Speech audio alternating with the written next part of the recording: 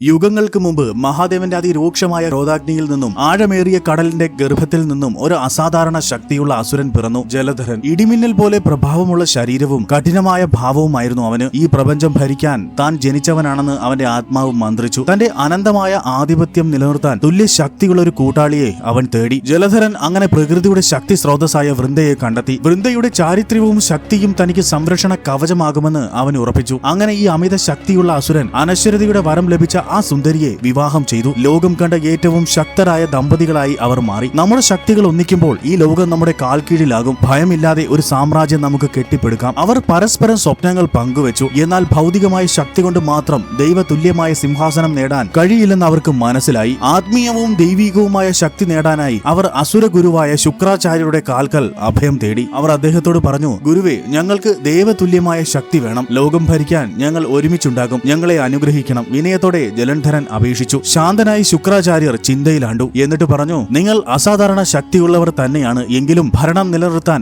ആത്മാവിന് ശക്തി കൂടി വേണം. അതിനായി നിങ്ങൾ ഒരൊറ്റ പരീക്ഷണം വിജയിക്കണം. ഗുരു തന്റെ യോഗ ശക്തിയാൽ ഇരുണ്ട നിഗൂഢമായ ഭയമുണർത്തുന്ന 2 പേർക്ക് മാത്രം സഞ്ചരിക്കാൻ കഴിയുന്ന ഗുഹകൾ സൃഷ്ടിച്ചു. ഇവയിലൂടെ സഞ്ചരിക്കുക. അവിടെ നിങ്ങൾ നേരിടുന്നത് നിങ്ങളുടെ മനസ്സിന്റെ ഏറ്റവും വലിയ ദുർബലതയായിരിക്കും. അത് അതിജീവിച്ച് പുറത്തു വരുന്നവന് ദിവ്യ ശക്തി ലഭിക്കും. ഒരു നിമിഷം പോലും ആലോചിക്കാതെ ജലന്ധരൻ തന്റെ ഗുഹയിലേക്ക് പ്രവേശിച്ചു. അകത്ത് കരിമ്പടം പുതച്ച ഇരുട്ട്, ഭീകരമായ നിശബ്ദത. അതിനിടയിൽ എവിടെ നിന്നോ കേട്ട വളകളുടെ കിലുക്കം അവനെ ആകർഷിച്ചു. തിരിഞ്ഞു നോക്കിയപ്പോൾ അതൊരു സ്ത്രീ രൂപമാണ്. അവൾ വേഗത്തിൽ അവനെ ഗുഹയുടെ ഉള്ളിലേക്ക് നയിച്ചു. തുടർന്ന് അവൻ ആ സ്ത്രീയുടെ മുഖത്തേക്ക് നോക്കിയപ്പോൾ അത്ഭുതപ്പെട്ടുപോയി. വൃന്ദ, നീ എങ്ങനെ എനിക്ക് മുൻപേ ഇവിടെ എത്തി? അവർ നടന്ന് ഗുഹയുടെ ഭീകരമായ നിശബ്ദതയിൽ അവർ മാത്രമായി. അങ്ങനെ വൃന്ദ പതിയെ അവനിലേക്ക് തിരിഞ്ഞു. അവളുടെ കണ്ണുകളിൽ പ്രണയത്തിന്റെ തീവ്രത. നാഥ, ഈ ഏകാന്തതയിൽ നമുക്ക് കുറച്ചുനേരം ആനന്ദിക്കാം. ഈ ഗുഹ മറ്റാർക്കും എത്തിപ്പെടാത്ത നമ്മുടെ രഹസ്യ ലോകമാവട്ടെ. ആ വാക്കുകളിൽ ജലന്ധരന്റെ മനസ്സിൽ സംശയമുണ്ടാക്കി. ഇത്രയും നിർണായകമായ പരീക്ഷണത്തിനിടയിൽ വൃന്ദ ഇങ്ങനെ സംസാരിക്കില്ലല്ലോ. എങ്കിലും ഒരു നിമിഷത്തെ മയക്കത്തിൽ അവൻ അവളെ ആലിംഗനം ചെയ്തു. എന്നാൽ ആ ദുരന്ത നിമിഷം